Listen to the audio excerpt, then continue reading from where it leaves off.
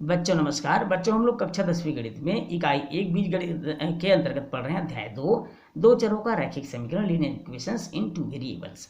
हमने पूर्व के भाग तक बच्चों पूर्व क्लास में हमने देखा था विलोपन विधि और प्रतिस्थापन विधि से सवाल को कैसे हल करते हैं और हमने प्रश्नावली 2 से लगभग प्रश्न क्रमांक 3 तक के सभी सवालों को हल कर लिया है। आज हम पढ़ेंगे प्रश्न क्रमांक 4 और उनसे आगे के प्रश्नों को। तो चलिए देखते हैं प्रश्न क्रमांक 4 क्या है। निम्नलिखित समीकरण निकाय को दिए गए चरों के लिए हल कीजिए। दिए गए चरों के लिए हल कीजिए। इससे पहले के सवाल में किसी भी विधि से हल कीजिए ऐसा लिखा हुआ था, यहाँ भी किसी भी विधि ही समझिएगा बच्चों, क्योंकि आपको केवल दिए गए चरों के लिए हल करना है, अर्थात x और y का मान आपको ज्ञात करना है। पहला से लेकर के इसमें कुल मिलाकर 4 सवाल दिया हुआ है, पहला, दूसरा, तीसरा और चौथा। तो चलिए देखते हैं पहला प्रश्न, चौथा का पहला प्रश्न है चौथा का। x धन y बराबर 7, समीकरण पहला मान लीजिए इसको, और x ऋण y बराबर ऋण a, इसे हम मान लेते हैं समीकरण दूसरा। ये दो समीकरण दिया हुआ है बच्चों। अब यहाँ पर देखिए x के गुणांक और y गुणांक दोनों के गुणांक बराबर है, निश्चित रूप से हमको बराबर करने की आवश्यकता नहीं पड़ेगी। अब यहाँ पर चिन्ह भी असमान है, y के गुणांक को अगर देखें तो चिन्ह असमान है, तो सीधा सीधा हम दोनों समीकरणों को क्या करते हैं, जोड़ देते हैं। इसे हम कहेंगे विलोपन विधि। कौन सी विधि कहेंगे बच्चों, विलोपन विधि। तो चलिए विलोपन विधि से समझते हैं। समीकरण पहला व दूसरा को जोड़ने पर हम दोनों समीकरण को जोड़ देते हैं। अब कैसे जोड़ना है बच्चों, ध्यान समझिएगा, यहाँ पर चिन्ह असमान है। चलिए एक बार और उसको लिख लेते हैं जिससे आपको असुविधा ना हो। x धन y बराबर 7, x ऋण y बराबर है ऋण 1। जब हम जोड़ेंगे बच्चों तो जोड़ते समय चिन्ह नहीं बदलता, इस बात का ध्यान रखेंगे। घटाते समय चिन्ह बदल जाता है। यहाँ पर y प्लस में है, y माइनस में कट गया, x और x जोड़ देंगे तो 2x हो जाएगा बच्चों। यहाँ पर 7 में 1 घटा देंगे क्योंकि 7 धनात्मक है, 1 ऋणात्मक है, तो 7 में 1 घटा दीजिए, 6 बचेगा। x बराबर हो जाएगा 6/2। 6 को 2 से भाग कर दीजिए, 2 दिया 6, तो x का मान हमको कितना प्राप्त हो गया, 3 प्राप्त हो गया। अब इस x के मान को आप किसी भी समीकरण में रख दीजिए, पहला या दूसरा। तो चलिए इसको हम समीकरण पहला में रखते हैं। x का मान समीकरण पहला में रखने पर, अब हम समीकरण पहला में रखते हैं बच्चों। पहला है x धन y अर्थात 3 धन y बराबर हो जाएगा 7। पक्षांतर कर देते हैं, y बराबर हो जाएगा 7 ऋण 3, 7 में 3 घटा दीजिए, 7 में 3 घटाने से हमको प्राप्त हो जाएगा 4। अतः निकाय के हल क्या क्या हुए, अतः समीकरण निकाय के हल हुए x बराबर 3 और y बराबर 4। अतः x बराबर 3 और y बराबर 4, ये निकाय के हल हो गए बच्चों। और ये हमारा आंसर हो गया, दिए गए चर के आंसर हो गए। चलिए देखते हैं अगला प्रश्न। अब इसमें से हम प्रश्न क्रमांक चौथा को देख लेते हैं। प्रश्न क्रमांक चौथा, करणी 7x धन करणी 11y बराबर 0। इसी प्रकार करणी 3x ऋण करणी 5y बराबर 0। ये पहला समीकरण है बच्चों और ये दूसरा समीकरण है। यहाँ पर x और y के गुणांक बराबर नहीं है, तो विलोपन विधि से हल करेंगे तो गुणांकों को बराबर करना होगा। तो चलिए हम इसको विलोपन विधि से कर देते हैं। विलोपन विधि, समीकरण पहला में करणी 5 का व समीकरण दूसरा में करणी 11 का, किसका बच्चों, करणी 11 का गुणा करने पर, ये ऐसा आप लिख लेंगे इसको, गुणा करने पर। और गुणा करके क्या करेंगे, समान चिन्ह नहीं है, असमान है, इसलिए हम उसको जोड़ देंगे। तो चलिए सबसे पहले तो गुणा करते हैं। 5 7 35, करणी 35x हो जाएगा, धन 5 11 55, करणी 55y बराबर 0। इसी प्रकार 11 का हम दूसरे समीकरण गुणा करेंगे। 11 3 33 ऋण 11 5 55, y बराबर हो जाएगा 0। अब यहाँ पर चूंकि y के गुणांक बराबर तो है, चिन्ह असमान है, इसलिए हम इसको कर देंगे जोड़ने पर। क्या करने पर बच्चों, जोड़ने पर। चलिए जोड़ते हैं। जब हम जोड़ेंगे तो यहाँ पर असमान चिन्ह वाला तो कट गया। अब यहाँ पर बच गया करणी 35x धन करणी 33x बराबर इधर 0। अब यहाँ पर बच्चों कॉमन ले सकते हैं x को, बच गया करणी 35 धन करणी 33 बराबर 0। अब यहाँ पर गुणा है बच्चों, जब इसको हम पक्षांतर कर देंगे तो 0 के साथ ही भाग हो जाएगा, और 0 को किसी भी संख्या से भाग दें तो उसका आंसर 0 ही प्राप्त होता है। अर्थात हमको x का मान कितना प्राप्त हो गया, यहाँ पर 0 प्राप्त हो गया। इस x के मान को किसी भी समीकरण में आप रख सकते हैं। चलिए हम समीकरण पहला में रख देते हैं। समीकरण पहला में रखने पर पहला समीकरण क्या था बच्चों, आपकी करणी 7x करणी 7 और x का मान आपने शून्य प्राप्त किया है, धन करणी 11y बराबर 0। ये हमने समीकरण पहला में रख दिया है। अब यहाँ पर करणी 7 का शून्य से गुणा करेंगे तो शून्य ही प्राप्त होगा, धन करणी 11y बराबर 0। अब करणी 11y बराबर हो जाएगा 0 को पक्षांतर कर देंगे तो कोई फर्क नहीं पड़ेगा बच्चों, y बराबर हो जाएगा शून्य को करणी 11 से अगर हम भाग करें तो शून्य ही प्राप्त हो गया। अतः यहाँ पर हमको निकाय हल क्या क्या प्राप्त हुए, x बराबर 0 प्राप्त हुआ और y बराबर भी 0 प्राप्त हुआ। ये हमारा क्या हो जाएगा, इस प्रश्न का आंसर हो जाएगा। यहाँ पर बच्चों आपको पहला और चौथा सवाल बताया गया है, बाकी आपको दूसरा और तीसरा को हल करना है। ये आपके लिए हो जाएगा होमवर्क, इसे बहुत अच्छे से करिएगा, दिक्कत हो कमेंट्स करिएगा, आपको हल करके दोबारा बताया जाएगा। तो चलिए बच्चों देखते हैं अगला प्रश्न।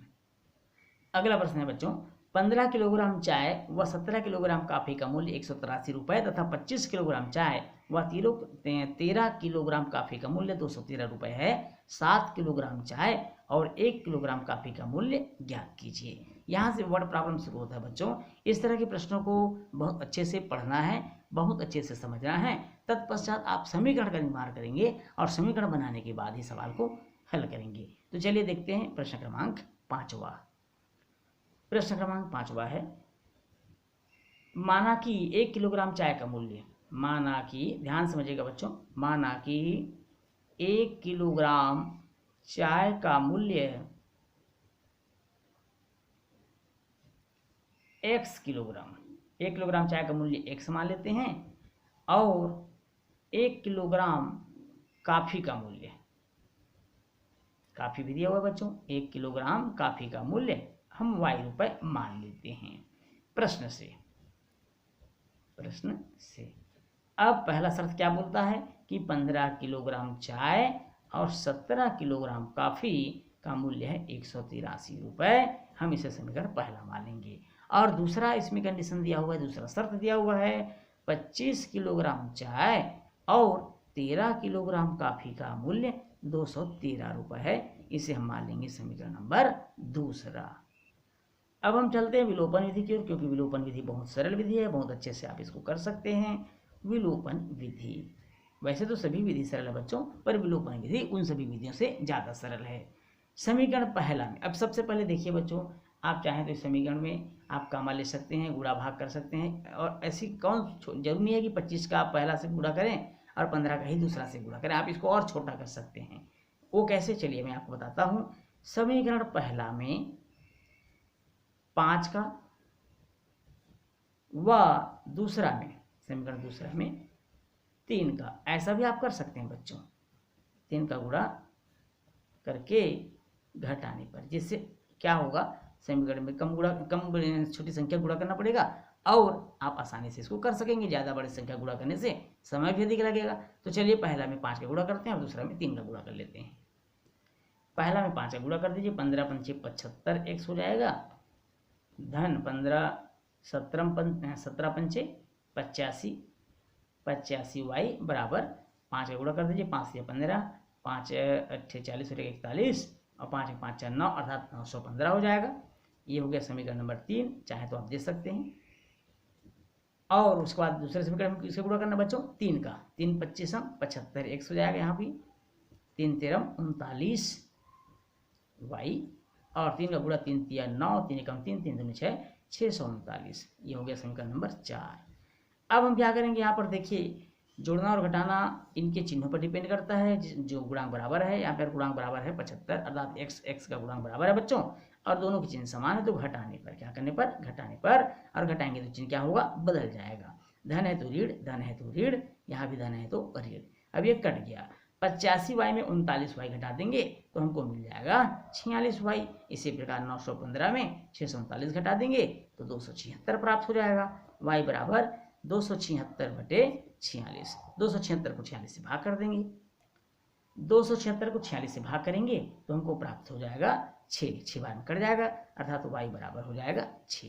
अब इस y के मान को किसी भी समीकरण में रख लीजिए। y का मान समीकरण पहला में रख लेते हैं बच्चों, पहला में रखने पर, चलिए पहला में रख देते हैं 15x धन 17y, तो 17 गुणित 6 हो जाएगा बच्चों, बराबर हो जाएगा 183।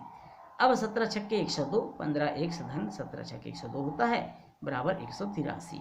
पक्षांतर कर देंगे 102 को, पक्षांतर करने के बाद 183 से घटा देंगे। अब यहाँ पर देखिए बच्चों 15x बराबर हो जाएगा 183 ऋण 102। 183 में 102 घटा देंगे तो हमको मिलेगा 81। कितना मिलेगा 81। एक से बराबर हो जाएगा बच्चों 81/15। 15 से इसको भाग कर देंगे या इसको 3 से पहले कटा दीजिए। 3 दूनी 6, 3 7 21 और 3 5 15, 27/5 रुपये। तो एक का मान हमको मिल गया 27/5। अब हम क्या करेंगे, एक का मान हमको प्राप्त हो गया, वाई का मान प्राप्त हो गया। अब प्रश्न में कहता है कि 7 किलोग्राम चाय और 1 किलोग्राम काफ़ी का मूल्य बताइए। तो चलिए हम 7 किलोग्राम चाय और 1 किलोग्राम काफ़ी का मूल्य मालूम कर लेते हैं। अतः 7 किलोग्राम चाय व 1 किलोग्राम काफ़ी का मूल्य। अब यहाँ बच्चों हमने चाय का मूल्य कितना प्राप्त किया था, 7 किलोग्राम चाय का मूल्य हमने 1 माना था, अर्थात 1 माना था 27/5 रुपये धन 1 किलोग्राम काफ़ी, 1 गुणित काफ़ी का मूल्य 6 रुपये। कितना प्राप्त हुआ था हमको, पाई का मान। अब ये 27 का गुणा 7 से कर दीजिए, 189 हो जाएगा बटे 5 धन 6 पंचे 30। अब यहाँ पर देखिए बच्चों 189 5 या 15 100 हो जाएगा 150 बटे हो जाएगा 5। 189 और 150 को जोड़ दीजिए, 5 छक्का 30। ओ सॉरी बच्चों, यहाँ पर हम पहले ही गुणा कर चुके हैं इसलिए नहीं गुणा करना पड़ेगा, ये 30 ही रहेगा। 189 और 30 को जोड़ दीजिए, 189 और 30 को जोड़ेंगे तो हमको प्राप्त हो जाएगा 219/5। 219 को 5 से भाग कर दीजिए, 43.80 रुपये। तो इस तरह से हमने 7 किलोग्राम चाय और 1 किलोग्राम काफ़ी का मूल्य प्राप्त कर लिया है। निश्चित रूप से यह सवाल बहुत अच्छे से आपको समझ में आया होगा। बच्चों आज की क्लास में बस इतना ही। आपसे फिर मुलाकात होगी अगली क्लास में, तब तक के लिए नमस्कार।